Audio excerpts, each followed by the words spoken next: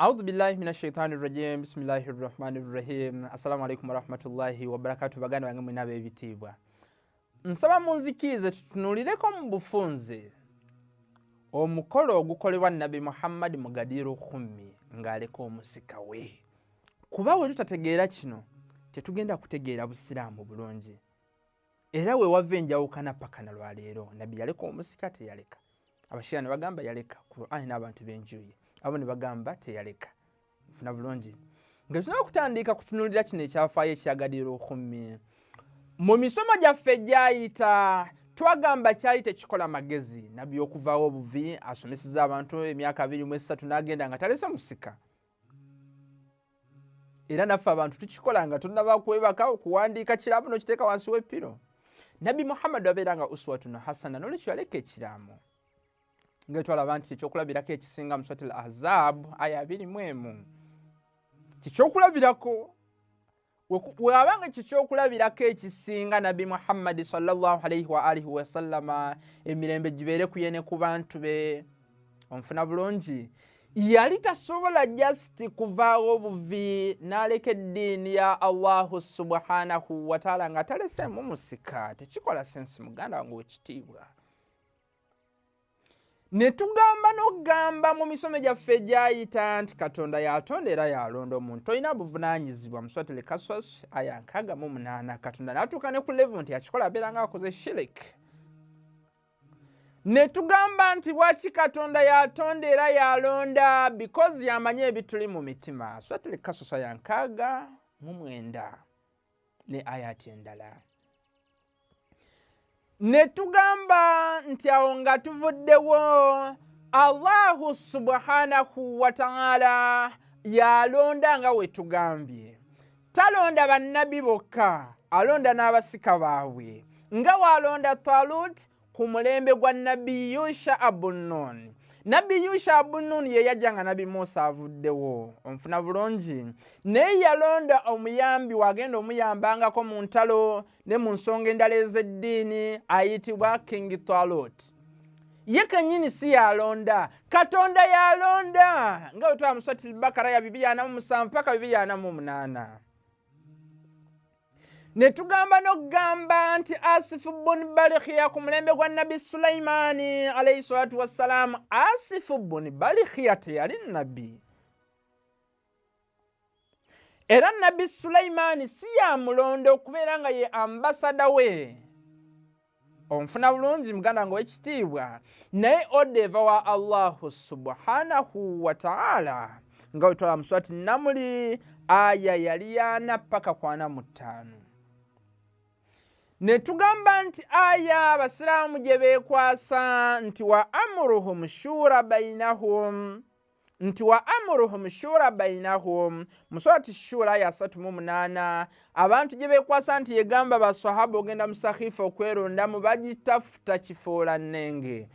aya egamba nti mu nsonga z'ensi ez'edduniya mufunye obutakkaanya mukole meeting mumale ensonga zammwe tegamba nti mwerondemu wetuba tugamba nti aya egamba nti twerondemu ate waaki zino zi aya ezigamba nti Katonda yatonda era yalonda waaki zijja wa rabbuka yakhuluqu man yashaa'u wa yakhtaaru ma kana lahumul khiyara Katonda yatonda omuntu era yamulondera waaki zandibadde zijja singa tugamba nti abantu beerondamu singa ne Nabi Ibrahim alayhi salatu wassalam singa tasaba Allah subhanahu wa ta'ala nti nembanda wange ogenda kubalondamu Suratul Bakara 24 nti kala min dhurriyyati nembanda wange ogenda kubalondamu kuba singa abantu beerondamu baleeta zulumu mu busiraamu ate Katonda agamba nti la yanaalu ahadi zalimin endagaano ye y'okulonda bannabbi n'abasika baabwe tetuuka ku bantu bali azamaanyi abakozi b'amazambi ekyo gwe omusomo gwaffe ogwayita mu kusooka akawungezi kalyo katunulireko omukolo gwa Gadiru Khumi mu bufunze Nabi Muhammad sallallahu alayhi wa alihi wa sallama mu mwaka gwe10 ng'amaze okusenguka okuva e Mekka okugenda e Madiina onfuna bulungi mu mwaka gwe10 we yali agenza okola hijja y'esooka era esiibula ensi yonna yasooka kusomesa abantu engeri hijja gyekolebwamu we yamala okubasomesa ne bakola hijja we bakomawo mu kifo ekiyitibwa Gadiru Khummi onfuna bulungi ennaku zino kiyitibwa Al-Juhfa abagenda okola hijja n'abamanyi Saudi Arabia bulungi bakimanyi ekyo ekifo kiri mu junction onfuna bulungi we yatuuka mu kifo ekyo ne basahaba be ebyafaayo bingi ahadisi nga ntuufu ziri mutawaatiro mu baganda ffe abasunni n'abashia n'abakristaayo abakozi ba research Suratul Maida ya 67 ya ayuha rasul owange gwe nabi Muhammad sallallahu alayhi wa alihi wa sallam direct aya esse direct ku nabi Muhammad sallallahu alayhi wa alihi wa sallam balligh ma unzila ilayka min rabbika tuseche kikusiddwako okuva ow'omulezi wo Allah subhanahu wa ta'ala wa illam taf'al atekawo sharit Allah subhanahu wa ta'ala subhanallah wabanga tokikoze ekikusiddwako gwe nabi Muhammad sallallahu alayhi wa alihi wa sallama fama ballagita risalata onabanga obubaka bwaffe bwonna tobutuusanga eri bantu kyewuunyisa kyekyo Katonda ekimunyiza n'atuuka ne kweyo levo nti obanga tokikoze byonna by'obadde okola okumala emyaka 23 onaabanga tobituusanga kiraga obukulu bw'ensonga muganda wange ow'ekitiibwa Allah subhanahu wa ta'ala agenda mu maaso n'amugamba nti wallahu ya asimuka minan nas Katonda agenda kubeera nga kutaasa obulabe bw'abantu inna Allah la yahdi al-qawma adh-dhalimin Katonda talungamya abantu bali azamanya bakozi b'amazambi Surati Maida ya 67 aya no wango gyetegereza bulungi erina ebintu bingi tusobola okubeera nga tupondalinga nga tufumentirizaako biki bye yali amugamba okuleka butyo tusanga ne basahaba Umar benyini nga bagamba nti aya yali emugamba kuleka musika n'ebitabo baganda ffe abasunni byonna nti yali emugamba kulaga imamu ne baganda ffe abasunni bonna ne ba historians ne baganda ffe abashia aya yali emugamba kuleka musika ebitabo bingi kati nga tafsir al-Kabir by Fakhraz wabanga nyola aya eyo Suratul Maida ya 7 ku page 49 paka ku 5 reportingwa Ibn Abbas agamba tali mugamba kuleka musika asbabu nuzul by al-Wahidi page 5 hadith reportingwa al-Atiya and Abu Sa'ad al-Khudri aya yakira mugadiro khuminge mulaga kumugamba kuleka musika ne hadisi nyingi nga muzarwa ku screen nochi zali zimugamba kuleka musika era bwatu nabi Muhammad teyalinza kintu kyonna yagamba Salman Faris nazimbawo ekintu kati nga wolaba meza nabi Muhammad kwasobola okubeera nga akola ki abuulira abantu bali 10,000+ mu bino ebitabo by'engamba nayogera bino ebigambo wammanga nga amaze okuzimba ekituuti onfuna bulungi alastu awla bilmuminina min anfusihim onfuna bulungi sinza kulembera alastu awla bilmuminina min anfusihim onfuna bulungi sirina buyinza eri bakkiriza okusinga omuntu yenna oba okusinga n'abantu abo bennyini bonna baddamu nti qaalu bala bakkiriza ati nabi Muhammad olina obuvunaanyizibwa erife abantu kuba ye gwe hujja waffe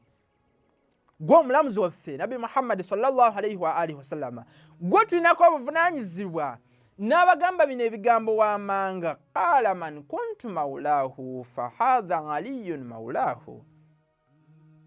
ofuna bulungi n'abagamba nti buli abadde amanyi nti nze mukama we right now Ali ibn Abi Talib ye mukama we nfuna bulungi muganda ngo w'ekitiibwa zino ensonga ze zireeta obuzibu mu Busiraamu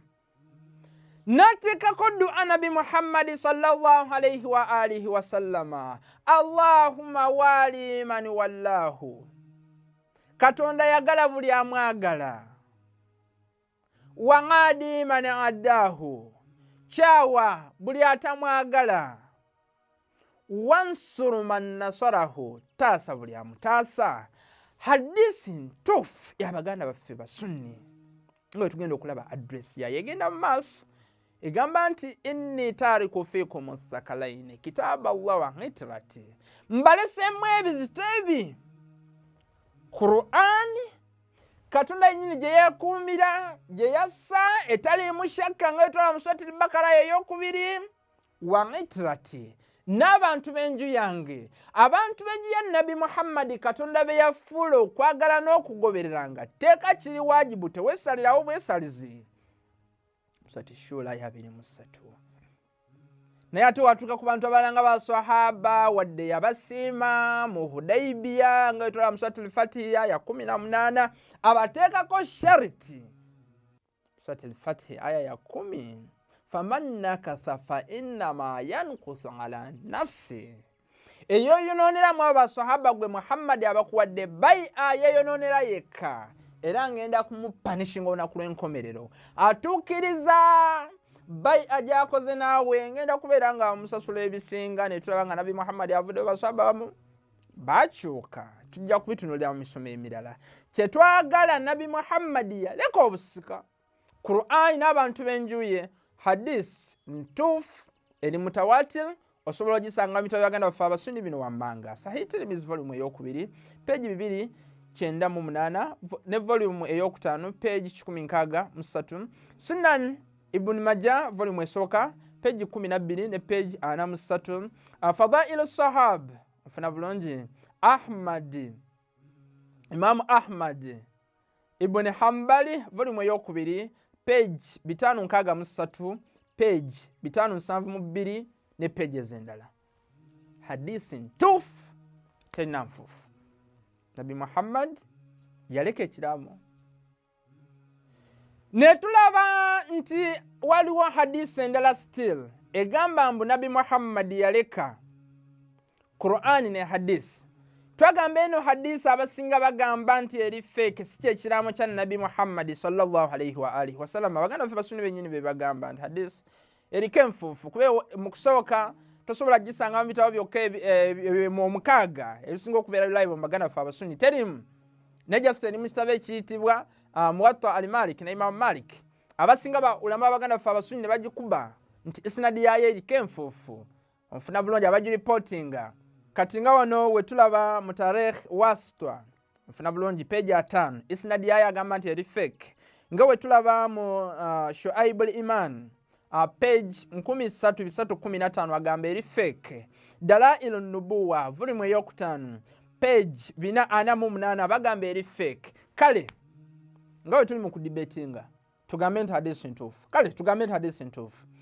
We tuba tugambe nti hadisi ntuufu Nabbi yabyogera, kye kitwala baswahaba musakifu okwerondamu nga Nabbi afudde. Imamu Ali ali mu kumunaza ne bagenda ne beerondamu. Khalifa Umar bwe yasooka, Khalifa Bakari nga yasooka, Khalifa Umar n'addako,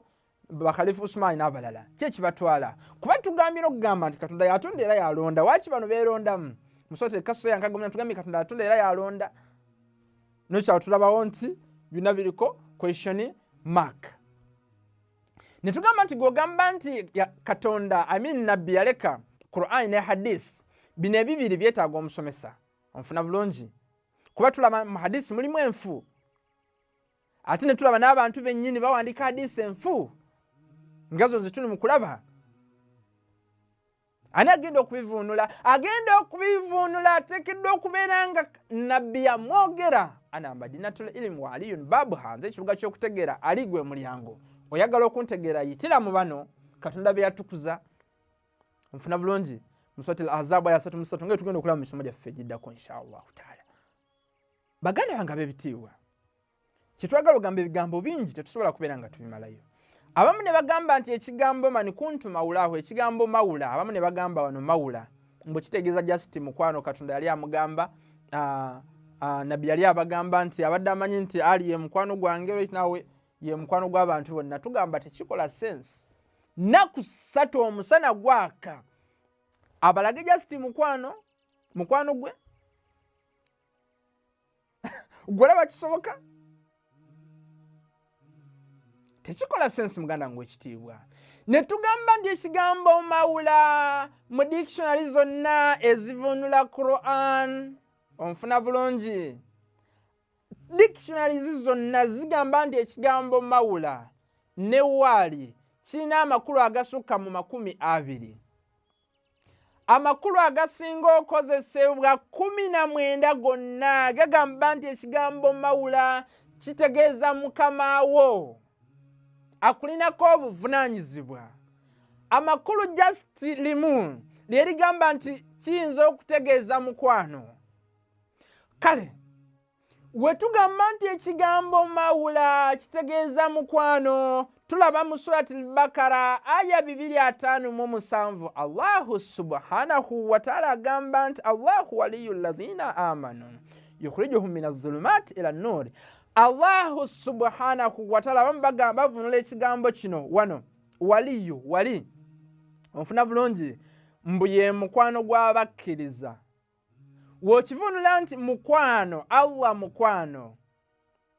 n'okomaawo oba olimbye kuba emikwano tulina mingi onfuna bulungi naye tegirina buvunaanyizibwa kubeera nga gitulungamya gimu gitubuza bubuza n'olwekyo ekigambo mawula newaali buli wekijjira onfuna bulungi amakulu gennyini ag'omunda nga bwe twasoma butunul Qur'ani amakulu ag'omunda mu Qur'ani kitegeeza mukamawo kuba mukamawo Allah abeera nga ye mukama waffe. Allahu waliyul ladhina amanu ye mukama w'abakkiriza yukhrijuhum minadh-dhulumati ila an-nur. Allahu waliyul ladhina amanu Allah abeera nga ye mukama w'abakkiriza bamutya abeera n'obuvunaanyizibwa. Kyenjagala ogamba ekigambo wali ne mawula kitegeeza omuntu akulinako obuvunaanyizibwa yasobola okukujja mu bubuze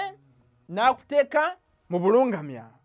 Nabi Muhammad wabanga avuddewo nga yabadde alungamya abantu aba ateekeddwa okulekawo omuntu atwala eddiini y'Obusiraamu mu maaso. Nolwekyo ekigambo mawula nga wakikyusizza kitegeeza omuntu akulinako obuvunaanyizibwa mukamawo. Nolwekyo wagamba nti mani kuntu mawulaahu buli abadde amanyi nti nze mukama we fahaza aliyun mawulaahu ali yamulinako obuvunaanyizibwa. Nolwekyo ali ategeeza bulamire kulekawo musika we yennyini atwala meseji ya Allah mu maaso atwala meseji ya Allah subhanahu wa ta'ala mu maaso kuba tugambye Katonda yatonda era yalondera abantu. Nekyo mubufunze muganda wange ekitiibwa gugomusomo goffe nabbi yaleka omusika era omusika bano abasika ba Nabi Muhammad sallallahu alayhi wa alihi wasallam ya Qur'an ne ba al-Bayt 12 nga baganda baffe abashia bwe babakkiriza. Abaagaana ekiraamo kino ne bagenda ne beerondamu be basahaba era nga babagoberera be baganda baffe abasunni. Nsaba Allahu subhanahu wa ta'ala oteke mu bantu abafumintiriza nga tuyiga eddiini ye. Wassalamu alaikum wa rahmatullahi wa barakatuhu.